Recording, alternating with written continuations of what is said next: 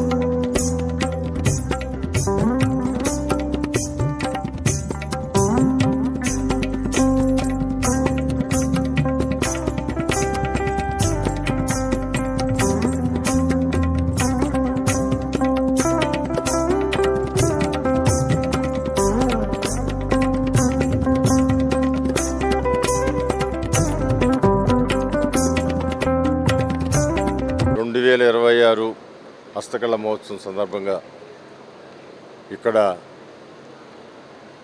నైపుణ్యం కలిగిన వాళ్ళని తీసుకొచ్చి వాళ్ళు చేసే ఉత్పత్తుల్ని అన్ని రకాల సౌకర్యాలు కల్పించి వాళ్ళకి ₹1 ఖర్చు లేకుండా స్టాల్స్ని ఏర్పాటు చేయటం, వాళ్ళకి టీఏడీఏ ఇవ్వటం, ట్రాన్స్పోర్ట్ ఖర్చులు కూడా ప్రభుత్వం ఇచ్చి వాళ్ళ ప్రోత్సహిస్తూ ఉంది.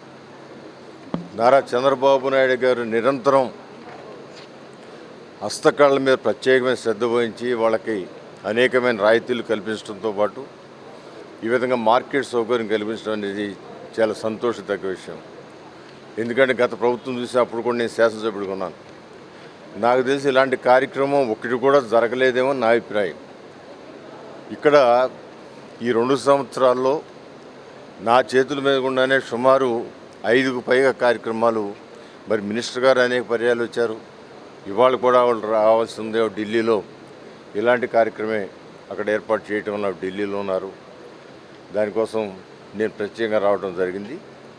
మరి ఈ 2 సంవత్సరాల్లోనే నేను పాల్గొన్న కార్యక్రమాలే సుమారు 5కు పైగా ఇక్కడ ఉన్నాయి. ఇంకా నేను రాకుండా కూడా మినిస్టర్ గారు కానీ లేకపోతే ఇతర ప్రభుత్వ అధికారులు ఇచ్చేసి ఇక్కడ ఏర్పాటు చేసుకోవడం జరిగింది. అంటే ఇవాళ హస్తకళల యొక్క ఆంధ్ర రాష్ట్రం కావచ్చు, భారతదేశంలో ఈ యొక్క కళ కలిగిన అనేక మంది కార్మికులు వాళ్ళకి భరోసా ఇవ్వటానికి, చేతి వృత్తుల్ని, మన సాంప్రదాయాన్ని, సంస్కారాన్ని కాపాడటానికి, ఇవి ఉపాధి కాకుండా మన సాంప్రదాయాలు ముందు తరాలు కూడా తీసుకెళ్లే విధంగా దీన్ని ఏర్పాటు చేయడం జరిగింది. మరి ప్రభుత్వం ప్రత్యేక శ్రద్ధ తీసుకుని వీళ్ళందరికీ సౌకర్యాలు కల్పించిందని మనస్ఫూర్తిగా కృతజ్ఞతలు తెలియజేస్తున్నాను. అదేవిధంగా ప్రజలు కూడా దీన్ని ఉపయోగించుకొని వాళ్ళని ప్రోత్సహించాల్సిన బాధ్యత పబ్లిక్ మీద కూడా ఉంది.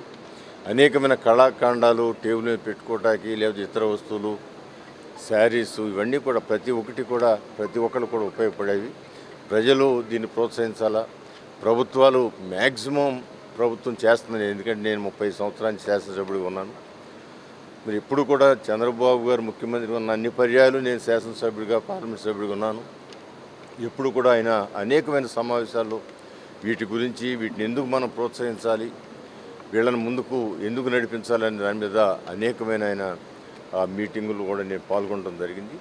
అందువల్ల ముఖ్యమంత్రి గారికి, అదేవిధంగా పవన్ కళ్యాణ్ గారికి, వాళ్ళిద్దరు కూడా మనస్ఫూర్తిగా కూటమిగా మంచి కార్యక్రమాలని ముందుకు తీసుకెళ్తున్నారు. వాళ్ళిద్దరు కూడా నేను మనస్ఫూర్తిగా అభినందనలు కృతజ్ఞతలు తెలియజేస్తా ఉన్నాను. అదేవిధంగా వీళ్ళందరూ కూడా మంచి వ్యాపారం, ఉపాధి కావాలని మనస్ఫూర్తిగా కోరుకుంటూ ఉన్నాను. మన పవన్ కళ్యాణ్ గారు, డిప్యూటీ సీఎం గారు ఆదేశ ప్రకారం మన స్టేట్లో 6 కార్యక్రమాలు చేస్తున్నాము ఈ వారం రోజుల్లోంచి. ఒక కాకినాడ, రాజమండ్రి, వైజాగ్, అనంతపూర్ కంప్లీట్ అయిపోయినాయి. ఈరోజు తిరుపతి, విజయవాడలో ఈ కార్యక్రమం చేస్తున్నాము.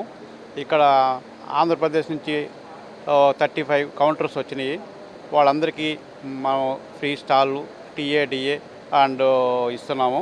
ట్రాన్స్పోర్ట్ ఛార్జ్ ఇస్తాము. వాళ్ళకి బాగా మార్కెటింగ్ కోసం మేము పబ్లిసిటీ ఇస్తున్నాము. మీరు కూడా దయచేసి వాళ్ళకి కొంచెం సేల్ అవ్వడానికి మీరు కూడా సహాయం చేయాలని కోరుకుంటున్నాను. ఇప్పుడు ఈ లేపాక్షి ద్వారా మేము ఈ కార్యక్రమం చేస్తున్నాము. లేపాక్షి ఇప్పుడు హస్తకళాకారుల కోసమే పనిచేస్తుంది. వాళ్ళకి మార్కెటింగు అన్ని రకాలుగా మా షోరూంలో వాళ్ళకి పర్చేజ్ చేసి వాళ్ళకి మార్కెటింగ్ ఇస్తూ ఉంటాము.